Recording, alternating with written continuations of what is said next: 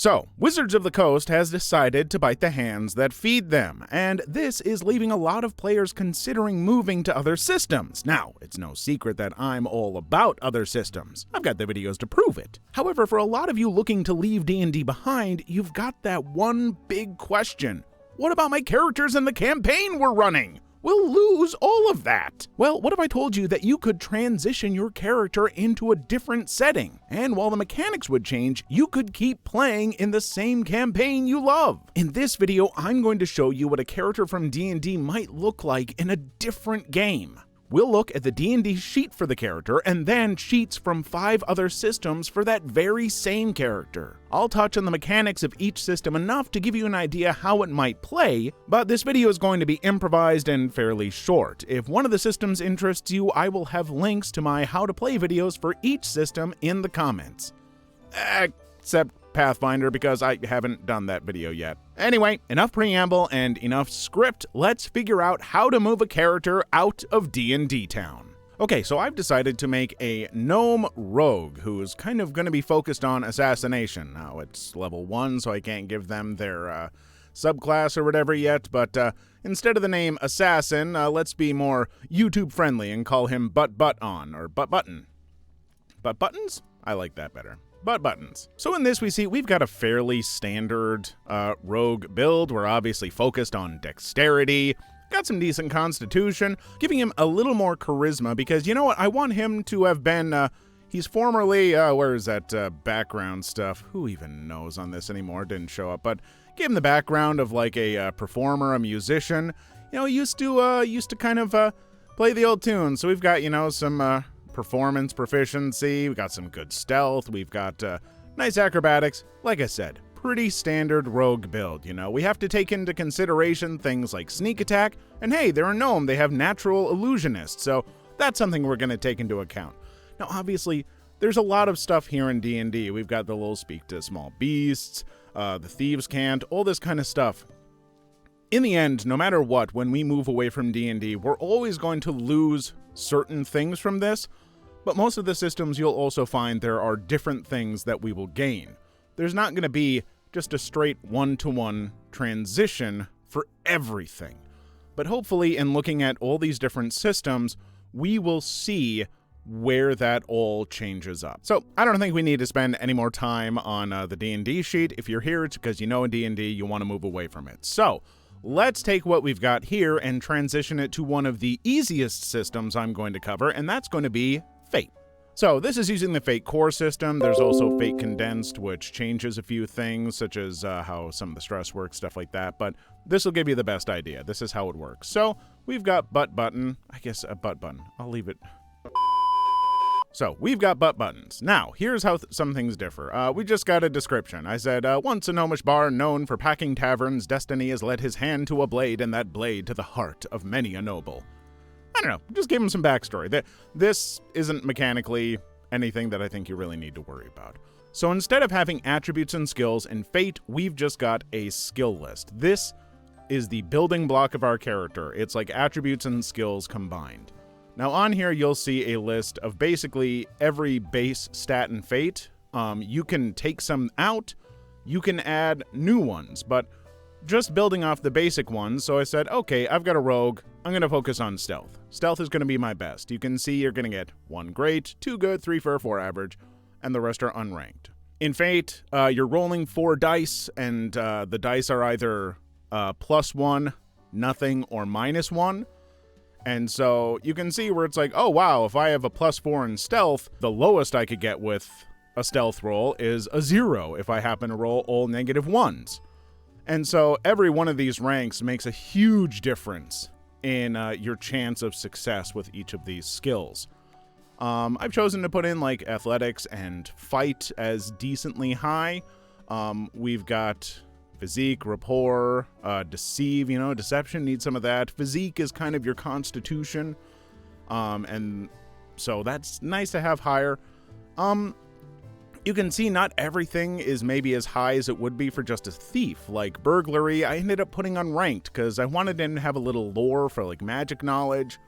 I wanted him to have some resources for buying stuff and, you know, getting things. Notice his perception, shooting with his bow. So I was like, you know what? he's more focused on assassination, so unlike a D&D rogue who would just naturally be pretty good at this no matter what, this guy isn't. Butt Button, he's an assassin through and through. He's not there about stealing stuff, he's about sneaking and stabbing, so stealth and fight are his big ones. Next, we'll touch on the aspects. Aspects are these kind of core descriptions of your character that can be used for either good or bad. And you can invoke these to get a +2 on a roll where they might apply. So I've got an assassin with a vendetta. The basic kind of description of this character. He's got some sort of vendetta against nobles or whatever. Love lost has been replaced with malice. So, he lost a lover or whatever, but he's got this malice. That might be beneficial when he's fighting. I might say, you know what, this is like, reminds him of the person that he lost his love. I invoke this and I get a +2 to my fight check or whatever.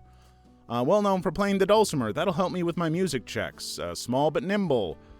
Keep your hands off the sorcerer. Usually you want one that connects with like a party mate. So we've got a sorcerer in the party, and when I do stuff related to them, I can invoke this to do that. And invoking uses these fate points up here. So you get those and lose those. Look, I'm not going to cover every mechanic in detail.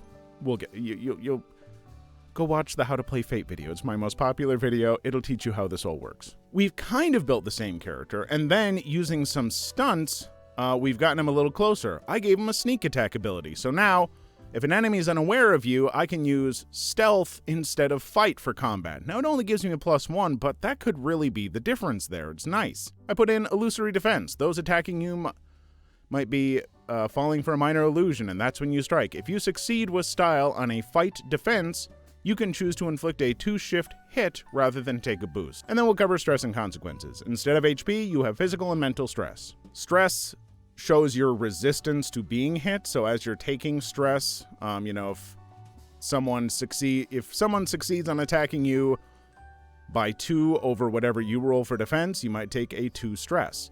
If your stresses are all filled up, then you might take consequences. Those are the actual damage that you're taking, and that can be used against you. The GM can invoke them to give you negatives on certain rolls. But then if you want to make it more D&D-like, if you want, you'll notice there's nothing here for items or armor or anything like that. In basic Fate, you don't take those into account mechanically necessarily. It's all just these.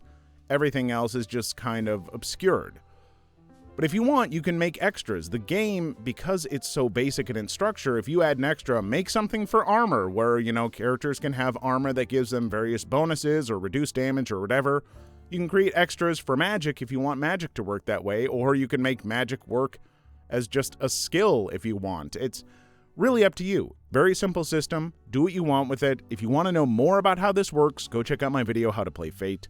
That'll teach you everything you need. Moving on to the other simple system. Boom! Dungeon World! So, this is a Powered by the Apocalypse game. Powered by the Apocalypse isn't a system, but just defines something that was inspired by it. We won't cover that too much. So what you'll see here, this is very much a system that was inspired by D&D. You see it's got, those same stats. Strength, Dex, Con. Doesn't have any skills. But, so it's going to be a lot more simplified. Powered by the Apocalypse, typically, you're concerned about moves. If you're doing something like if you want to hurt somebody, you're doing hack and slash. Everything you do in this game is roll 2d6 plus one of your stats, and then depending on your result, usually a 10 or higher is like, a big success, 7 to 9 is like a partial success of some sort, and a 6 or less is a fail. The GM doesn't roll in this system.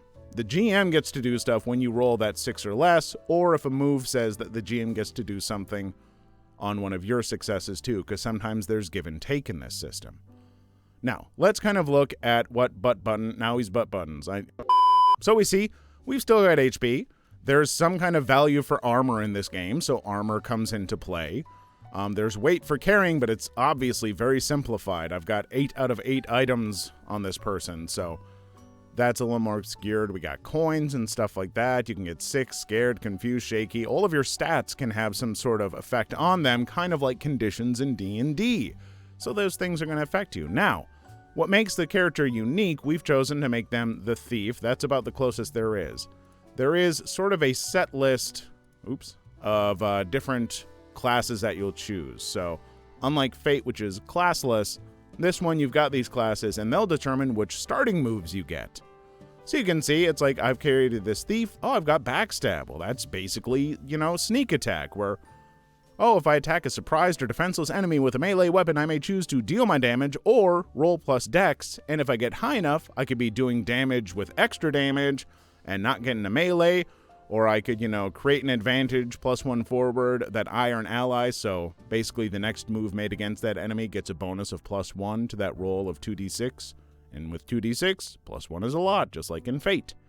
Or reduce their armor by 1 until they repair it. So, in this, instead of sneak attack just being a straight attack someone with advantage or who's next to an ally, yada yada, and you do extra damage. In this one, you get these choices where it's like, well, you can just do the damage, or you can take a chance and go for something different, Maybe you'll get a 10+ and get to do damage with extra damage and reduce their armor or something. And all these moves have this, it's all about choices. And what makes Powered by the Apocalypse interesting is the system is more restricted in a lot of ways. You're not going to customize your character as much, but your character is going to have more agency. They're going to get to decide a lot more things. When you are trying to discern reality, like look at a situation or something, when you roll, like, hey, get a 10+, ask the GM 3 questions from the list, and when you ask one of these 3 questions, the GM has to answer it. It's not, oh, I rolled a 15, what do I see? And the GM says, you notice that there's a scroll on the wall, but it looks weird and it's magic. In this, the player gets the choice about what they're doing. So it is a more restrictive system for the basic mechanics of constructing your character. You'll get some choice, like if we look when we level up, okay, choose which ability you increase, and hey, choose what next, move that you get. So, oh, I want to focus on poison, so yeah, I can use poison, or, I get the move, you can choose different things to customize your character, but you can see, well, there's only so many to choose from. So thieves mechanically aren't going to be too different, but it's with the more narrative freedom that you're able to do a little bit more with this system. If you want to know more about how Powered by the Apocalypse works and how it's very different for GMing, more player agency, go watch my How to Play PbtA video. That doesn't cover this system specifically, but it'll give you a better idea of how moves work, stuff like that. But if you want something that is a little closer to D&D, with some of that crunch and strategy and customization, then let's check out Cypher, the Cypher System. Now this is another genreless system. Fate is also genreless. You can do whatever you want with it. But in Cypher System, if we're going to make a fantasy character, okay, let's start. We got butt button, no S this time, butt button. First off, there is kind of your descriptive sentence. This is what is the main building block of your character, is saying, okay, I have a charming gnome. I've done the optional 2 descriptors. A stealthy explorer who murders. Let's cover a few things. First off, your descriptor kind of it kind of describes your character, but it also gives you some certain things to choose from. By choosing a charming gnome, that has given me a bonus to influencing the minds of others and positive or pleasant social interaction. These are skills that I've gained from charming. Gnome has given me the access to creative things. It let me be good at music and alchemy, and it gave, these descriptors also might give you bonuses to your 3 stat pools. Instead of 6 stats, strength, X, you've got might, speed, and intellect.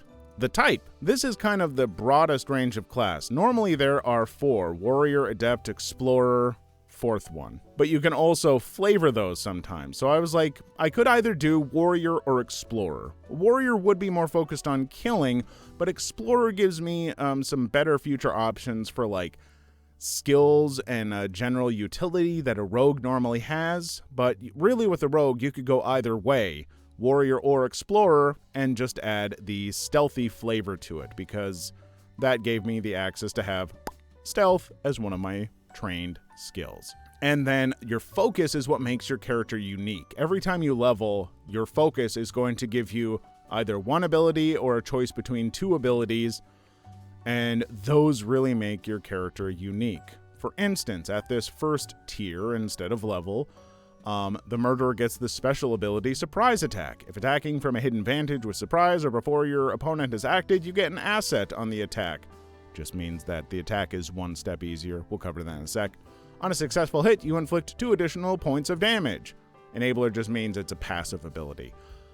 Hey, look, Surprise Attack. It's just Sneak Attack. It's right in there. Murderers get that. So there we go. We've got the Sneak Attack moved in. The Minor Illusion, I think, came from being a gnome, actually. So, hey, I have this ability. I didn't write down all the description, but Minor Illusion gives me the ability to create these minor illusions for a scene that can trick enemies, stuff like that.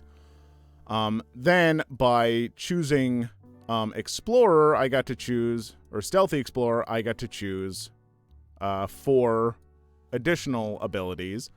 Stealth skills, that gave me Stealth, and Deception.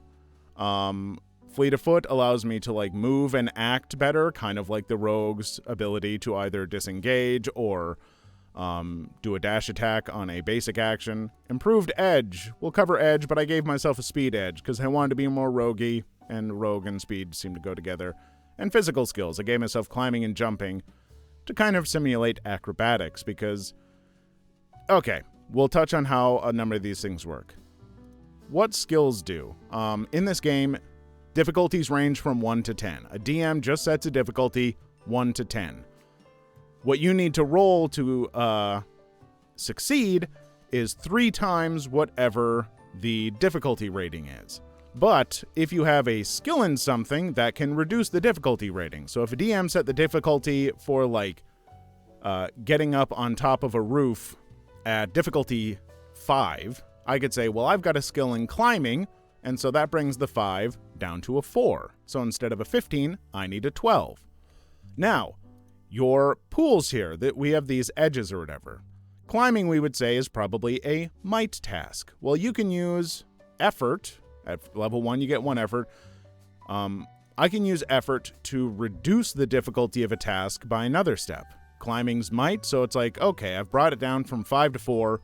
Now, I want to make it even easier. I want better than a 50% chance, because a 12, well, that's only a 40% chance to succeed. So, I will use some might effort to do that. And what the edge does, normally the first level of effort is going to cost you 3 points from your might pool.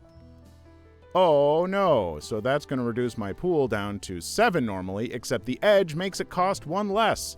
So instead, oh, now it's just down to 8 for now. But now I brought it down to a 4 to a 3, now I just need a 9 or higher to succeed. You can get special items that can reduce it more. Eventually, as you level up, your edge can increase and your effort can increase. So, like, eventually I might have an effort level of 3 and a might edge of 3. And then it's like, okay, I want to apply 3 levels of effort. The first level of effort normally costs 3. Now that's free. The second and third level cost 2 points each.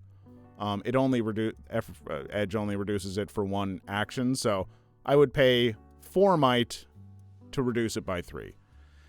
It's a little more complicated. I'm trying to cover this system in a few minutes. Boy, maybe you should just go watch How to Play Cypher System, and that'll explain how all of this works. But, yeah, I should have written out a script, but I'm not going to. I don't have the time. I'm sorry. But the nice thing about this system is that, A, your focus makes you unique. No one else has the same focus as you. Everyone has a unique focus, and the abilities from your focus are unique. If you're playing a magical character like a sorcerer, in D&D, if you wanted your sorcerer to focus on, like, fire spells, yeah, you're going to have Firebolt and Fireball, which every other sorcerer and wizard will also probably have. In this game, if you're someone who, like, wears a crown of fire or something as your focus, like, every level, your abilities are focusing on fire, but in really cool, unique ways that other people can't do. But yeah, this person focuses on murder. They're not an all-around rogue necessarily, though I can do some of that with abilities as I level up and stuff, and with the skills that I choose. But we know that every level, I'm going to get something that very much specifically focuses on murders. And there are dozens and dozens and dozens of focuses to choose from, and there is a section to teach you how to make your own unique focus, so you can genuinely make a absolutely unique character in this system. Otherwise, the other thing to touch on, ciphers are basically like magic items or one-use items that have, special bonuses, and then artifacts are like ciphers that you don't use up. And you can say, oh, I got an elf blade. It's Sting. It lights up around orcs and stuff, and it does extra damage. So you got your magic weapons. You got your old stuff. We got armor. Ooh, 1 armor. Yeah, boom, boom, boom. It does that. Whatever. Yeah, you get it. It's got a lot of the same kind of stuff that you might love from D&D, but set up in a pretty different way. So, I don't know. Give it a try. Watch my how-to video if you want to know more. But for now, we're going to go on to what's kind of the most complicated one, but also not, Cortex Prime. Cortex Prime is a completely customizable game system, but there is a kind of basis that you work off of. There are always 3 main trait sets called your prime sets. So, in this one, I've tried to make a sheet that is very, very similar to D&D in a lot of ways. Now, distinctions are the one thing that are different. They're kind of like the aspects in Fate, where you use kind of these broad descriptors. Then there are the attributes. Oh, same as D&D, the exact same ones. And then there are the skills, the exact skill list from D&D. Wow! Now, when you roll in Fate, or Cortex, God, you are always going to at least roll 1 die from each of your prime sets. So, if I'm making a roll to, attack and stab someone, I would use, okay, my D8 from distinctions. All your attributes are rated by the die that you'll add to your dice pool. Neat. All right, I'm going to stab someone, but, I'm using my rapier or whatever, so I'm going to add this D10 for dexterity, because this is going to be a dexterity attack. And then, I will add, let's say, I'm doing it stealthily, the enemy hasn't noticed me yet, so I'll get to use my stealth skill. Yeah, your skills are going to go into all of your things too, even fighting. And so, all right, now I'm rolling 1d8, 1d10, and another d10. Now, beyond your prime set, also, well, hey, notice this, sneak attack, what's that? Well, I got some skill specialties to kind of make my character a little unique. They're whatever you want them to be, they should be related to the skill that they're associated with and not usable in every situation, but hey, you know what? Sneak attack, yeah, I'm attacking from the dark, enemy doesn't notice, so I also get to add this d6 to my dice pool. And I'm using my rapier, so I get to add that d8, because you don't have, every item that you own on a item list in Cortex, but you might have signature assets. These are items that are so integral to your character and something that you're so good with that they actually give you a bonus, so I get this. Now in Cortex, when you roll traditionally, and this can change because it's a super customizable system, but the default is when you roll, you take 2 die to be your total, and then 1 die is your effect die. The total, you take whatever you've kind of rolled. The effect die, only the size of the die matters. And so, ideally, you'd want one of the D10s to be your effect die. But the D10s might have some of your highest totals. You might want to put them into the total number so you have a better chance of succeeding. But whatever the effect is that would be how much damage you do to a character. Because, take note, I don't have a health bar anywhere in here. I don't have hit points. We have complications. And so this would be oh, an enemy got a d6 effect on me and gave me the complication of bleeding because they sliced me. And now when enemies are fighting me, those complication die they can add to their dice pool. And if enemies have complication die, I can add them to my dice pool if they would apply. I know it sounds a little confusing. Just stick with me because it's going to get a little wilder, but it might also get simpler. Plot points are just bonus points you can use to sometimes use these skills and stuff like that. Notice I have these special effects under my distinctions. Oh, let the killer loose. Oh, I get so lost, I take a complication of being single-mindedly focused, but I get to increase my dexterity attribute for the rest of the scene from a D10 to a D12. Oh, create an asset of 1 over the crowd. There's my bardic stuff coming in with my music playing that we talked about. Oh, that gnomish minor illusion? Oh, there's minor illusion. Spend 1 plot point to create a minor visual or auditory illusion that will last for the scene. Wow, there's all that D&D stuff. And in this weirder system that you don't fully understand, watch the How to Play Cortex Prime video. It will help explain this. But you might also say, wow, this is just copying a lot of stuff from D&D, but I'm playing a different system. I expected it to be a little different. Maybe I want change. All right, well, like I said, it's a customizable system, so let's change it. Hey, you know what? I want to make up my own attributes. So instead of the 6 attributes, let's just, simplify down to brawn, grace, mind, and persona. You know, it's skills. There's too many skills in D&D. Well, what if we just had roles that kind of encompass the skill? So we've got rogue, or we've got warrior, rogue, arcanist, bard, and priest, and I still got my skill specialties of stealth and music. So now, my prime set are descriptor, attribute, and role. So I'd pick one from each of those for my role, and then, add a skill specialty if I want, add a signature attribute. Say, I don't like these complications that can be whatever they want for health and stuff. Well, let's just make an injury track. It works kind of the same, but it goes from a D4 up through a D12, and if it goes up above the D12, your character gets knocked out. But let's also make a mental stress track. So, you know, if they get mentally tired, it affects how they do in social situations, and they can gain those when they have, you know, failed rolls and stuff on that. I'm not going to go over how you get all these complications and stuff. You really got to watch the video, but I hope that you're getting an idea here. So, yeah, we've got both of these side by side. This is the same character and the same basic concept. You know, we've got the same special effects, except now, you know, instead of getting the D8 complication single-minded for my Let the Killer Loose, now I've got a D8 mental stress. There are differences. This is still kind of the same character, just one's more simplified. Now let's say you want to go even more buck wild. Now forget that, it's Neo butt buttons. And now, you know what? I want more attributes. I want there to be specific attributes for arcane magic and a specific attribute for like druid magic. So I got Arcana and Natura. Those are attributes now. I don't want skills. I just want the skill specialties. And instead, my third prime set is going to be the character's values.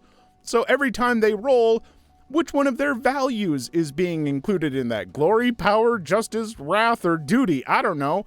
And magic? I want magic to be the same as like superpowers, so let's get abilities where they start off with one unlocked, and as you level up, you can unlock more different ones. So there's his illusion, and now his illusion can develop better, and you can have all sorts of very focused specific superpowers. I miss health points. Look at that. HP is back. He's got 10 out of 15. He took some damage. Let's add gold too.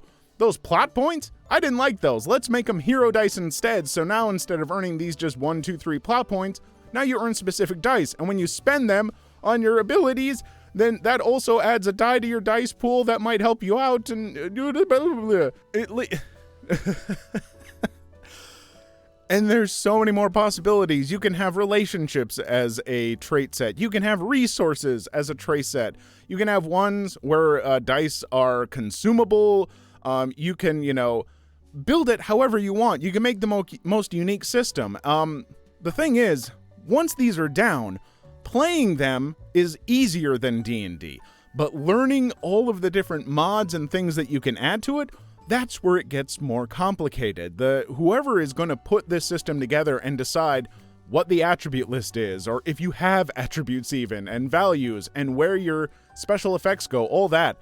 There are dozens of mods for this game to craft exactly what game you want, but it is going to take a bit of learning to figure those things out. My How to Play Cortex Prime video will definitely help you understand that, but it is going to take a little more effort. But for GMs like me, who love customizing and tinkering with mechanics and stuff like that, this system is a dream come true. It is one of my absolute top 3 favorite systems just because of how much I can do with it and how specified I can make it. And obviously, I can do this for fantasy, I can do a modern setting, I can do a Victorian era mystery intrigue, I can do romance games with it, I can do superpower games with it.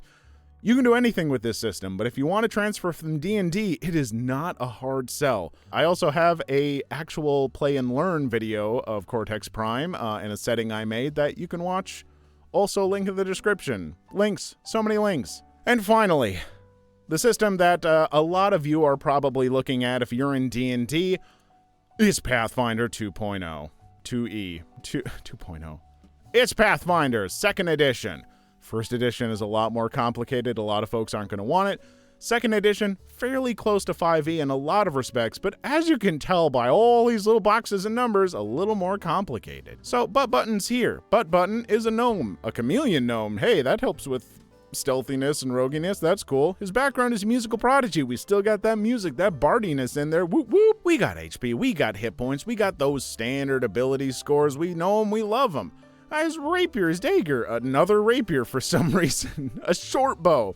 We can see that there's the, bonuses to attack. We can see what kind of damage dice they deal. We've got a pretty familiar list of skills. There are definitely some differences. You'll notice, so these little ticks here, instead of just being proficient, not a proficient, or extra super proficient that some rogues get, you have levels of proficiency that give you bigger and bigger bonuses as you level up. So once you're a really high level, you might put everything into like stealth, and your stealth is going to be off the charts compared to everyone else.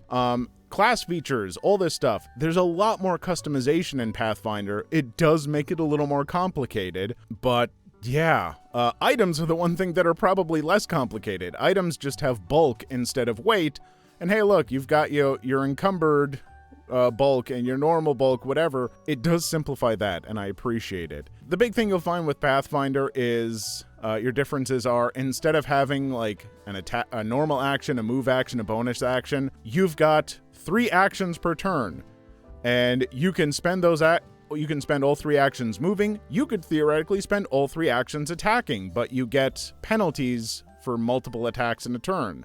You might have some free actions and reactions as well. You can see some of this weird proficiency stuff or whatever up here for actions and whatnot. There's a lot more to do with conditions. Like, there's not just fear. There's, fear level 1, 2, 3, and that 1, 2, or 3 is just a general general penalty that gets applied to your rolls for stuff. And that's the same way, but there are a lot more conditions. As you level up more in Pathfinder, it's going to get more complicated, and the system can be a little more unforgiving. It's a little more hardcore. I don't know how you want to say it, but I have led people through Pathfinder who have only played D&D. I've just dropped them into a Pathfinder game with some characters, and by the end of the session, they basically understood what was going on. It's a pretty easy transition to make, but the game is a little more complicated, but it's also more customizable. You can really make a character that feels a little more unique and specialized in Pathfinder, but a lot of folks are going to find a comfortable space to be here if you're leaving D&D and you really want a very similar but still different experience. I don't have a how to play in this system because that video would be an hour and a half long, and who has time for that? Not me. It's D&D 5e, but with more customization and rules. Some people are going to love it. Some people are going to hate it. And that's it. That's Butt Button, or sometimes Butt Buttons, transitioned over to 5 different systems. All these systems you'll find leveling up might feel a little different. Pathfinder is very D&D. Cortex, you can choose how you level up. There are a bunch of options, and just mostly it involves getting new abilities and leveling up, dice, ranking them up, stuff like that. Cypher System, you level up through choosing advancements that allow you to train more skills, earn more abilities, increase your pools and your edges and effort and stuff like that. And as you tier up, you get more abilities from your focus. We kind of covered the leveling up in that one. Leveling up in Fate is just, moving your skills kind of up the pyramid, but you can't have more skills. They can't be hanging over. You can't have a 3rd skill in Great and only 2 skills in Good. You have to keep them supported with stuff under them. You can buy yourself extra stunts or extra extras that you work in there. Combat's more simplified in Fate. There's a lot of differences. You'll have to check out the systems in more detail, but I at least wanted you to see that you can make your D&D character in other systems, and it'll still work, and it'll feel different, but they could still be your character, retcon some stuff. I know it's weird, whatever, but a lot of these things can really be a ton of fun in their own unique way and still hold the magic. I don't know. I'm cutting that out. Cut all this. This is why I script things. To those who are going to say, Klaus, why didn't you just take the time to script this video? I have so little free time right now. This is the first video I've released in 5 months because I have no free time, and I needed to do this as quick as possible. So no graphics, none of this stuff. You see what you see and you get what you get, and it's me rambling. Oh, and also, by the way, Fate System. You can make your own game system with it and publish it and everything. It's Creative Commons. There's no fees or whatever. Power by the Apocalypse. You can use a lot of the framework and just say, hey, credit to Power by the Apocalypse. It's your system. It's yours. Oh, wow. That's a pretty open license. Cypher has an open gaming license kind of thing. They're their own open license system that they recently released. And hey, you can make your own Cypher games. What fun. Oh, Cortex. Oh, powered by Cortex Prime. That's a thing. Go look it up. You can make your own Cortex games if you want to. Pathfinder. I don't know about that one. Whatever. Probably. Who knows? But yeah, these are all great games to explore. There are so many other games. People in the comments list off other systems that you want to show off, that you think D&D people could travel to. And check out my channel for all sorts of other recommendations, for all sorts of other TTRPGs. I might try and host some actual plays of like the Cypher System to show that off better. So, you know, in a very D&D type setting, I might do some Cortex again. Who knows? Tell me what you want to see in the comments. This video it's getting rushed out because people need some options and I want to give them. Outro catchphrase.